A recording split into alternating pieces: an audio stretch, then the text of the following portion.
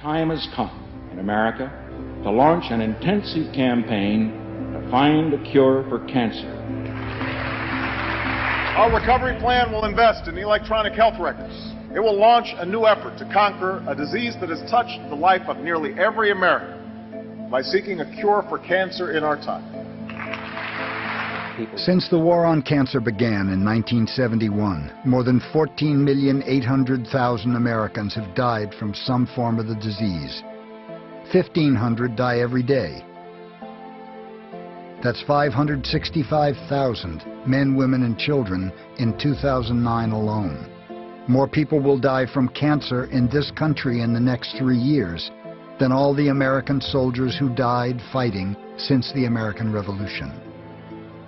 From 1920 to the present time, we have made little or no progress in the treatment of adult cancers. So a person who gets prostate cancer or breast cancer today will live as long as a person who got it in 1920. No big change. With all the radiation therapy that we began in the 10s and 20s, combination chemotherapy in the 60s, immunotherapy that began in the 70s, PET scans, MRI scans, you name it, billions and billions and billions of research dollars that we've thrown into this whole area of cancer research and treatment, little or no significant progress in the treatment of adult cancers. They will burn it, they'll cut it out, or they'll try to poison it. Heavy trading today in the biopharma sector. Blockbuster cancer drug Erbitux racked up nearly $425 million in sales. You have this entire industry that is not going to just pack up and go away. This is the business. Over 1 million Americans are diagnosed with a new cancer every year. All these people suddenly plunge into a dark tunnel that will dramatically change their life for many years to come. Faced with an apparently endless chain of medical tests, examinations, second opinions, medications, new tests, surgical operations, support therapies, and follow-up checks, they find themselves at the complete mercy of the disease. While in that tunnel, each patient feeds an immense medical apparatus that employs hundreds of thousands of people and generates millions and millions of dollars for the medical and pharmaceutical industries. From research laboratories to medical schools, from prevention clinics to worldwide drug sales. Today, the cancer medical apparatus is so large and expensive that it needs its patients in order to survive. I'll never forget walking into the hospital that day. My father's cancer had spread. There was nothing they could do but give him 6 months to live and send him home to die. I remember the doctor well. He was a kind man with a difficult job. I admired my father's courage as he grappled with the news of his impending death.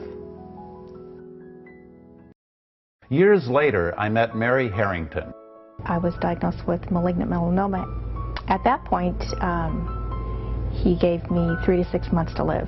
How long was it before you started to notice changes? I didn't die. So I knew something was happening. As a matter of fact, we were cleaning vegetables and my son turned around and said, "Mom, weren't you supposed to have..." And I said, "Been gone by now?" "Yes, but here, it's 7 months and I'm still here." 10 months on the diet, I had my first scan, and I was clear, and I've been clear since. Mary's not alone. Every year, thousands of people reverse a wide spectrum of cancers by going outside the system to seek alternative treatments. As I researched these treatments, I couldn't help but think about my father's doctor. Why didn't he know about these?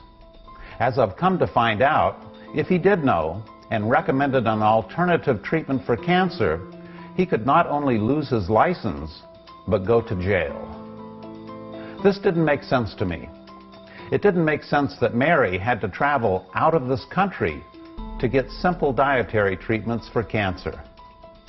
Over the years, I've come to learn that when something doesn't make sense, if you follow the money, you'll usually find the answer. That's when I learned about the business of cancer.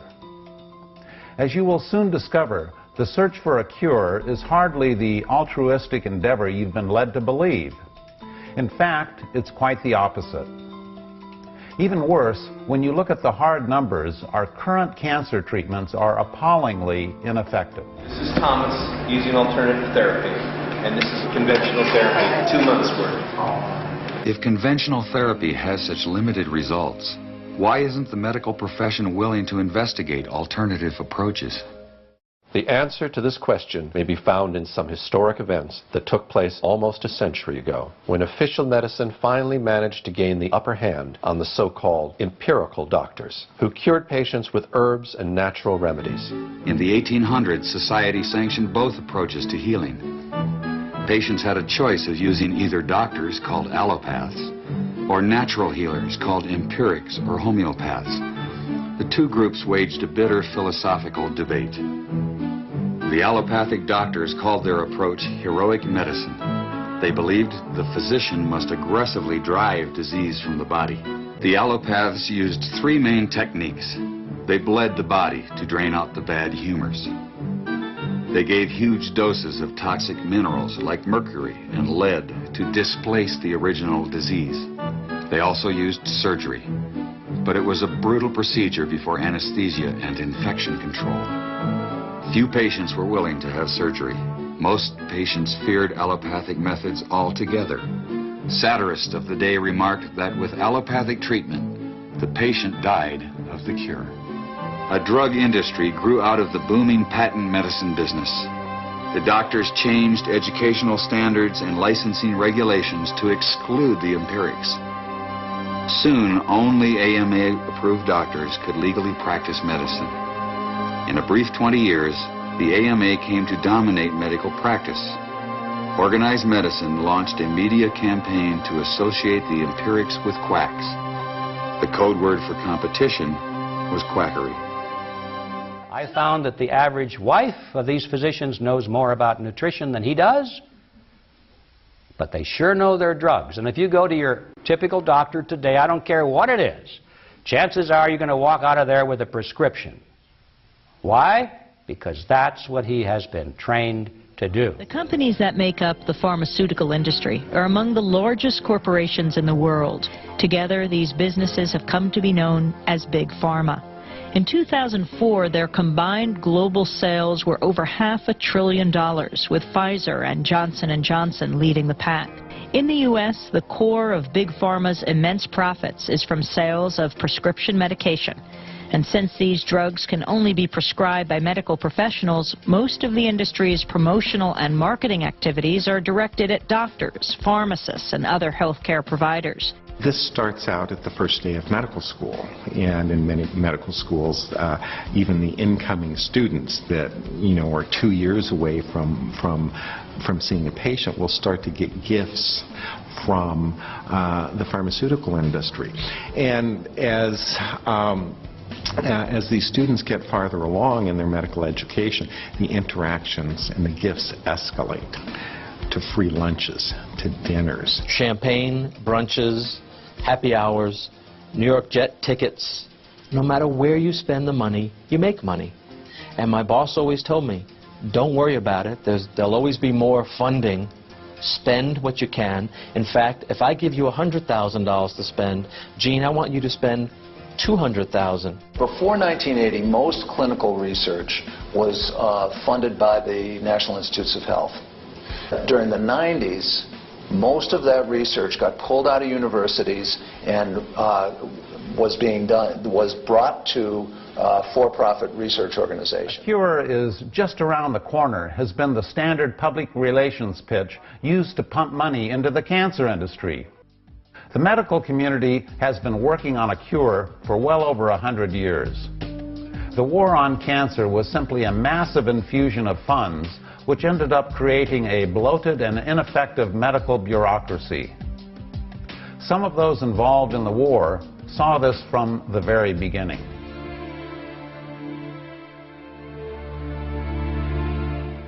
Here are the results of a study of every randomized, controlled clinical trial performed in the U.S. between 1990 and 2004, which reported a statistically significant increase in 5-year survival due to the use of chemotherapy.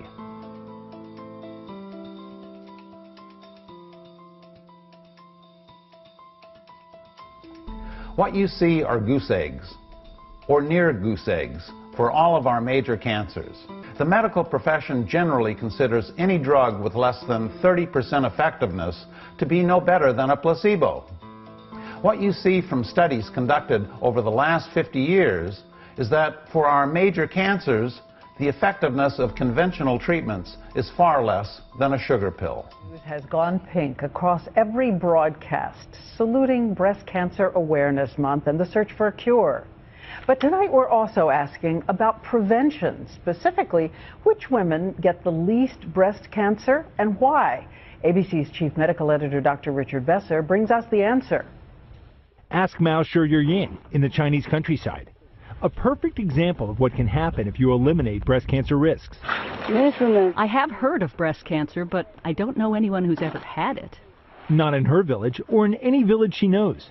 Rural Chinese women like Mao have the lowest rates in the world. She eats mostly rice and vegetables, little meat, little fat, which lowers her risk. A healthy weight and exercise lower it more. So here's what it looks like to have the lowest risk in the world. But if Chinese women like Mao move to the United States, studies show that within a generation, her daughters would have the same risk as an American woman, the highest risk in the world. Our bodies cure cancer every day of our lives, and the difference between prevention and reversal is one of degree, not kind. In fact, the average American has 6 bouts with serious cancers during their lifetimes. That is, they actually reversed serious cancers 6 times in their lives without even knowing it. Those with healthy immune systems don't know about the battle their bodies are waging. Those with weakened immune systems will find out about these battles in the hospital. The foundation of a good immune system is diet. A good diet enables us to reverse cancer every day of our lives.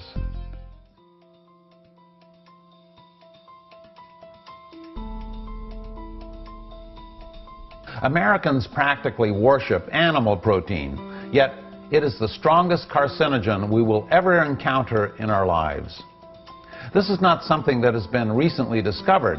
It's something that has been ignored due to our obsession with eating meat. In the 1960s, researchers in India thought by increasing animal protein, it would help cure cancer.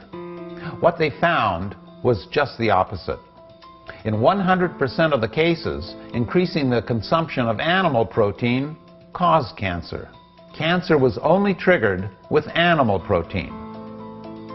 In further experiments, they found that regardless of how many carcinogens entered the body, the development of cancer was totally dependent on how much animal protein was consumed.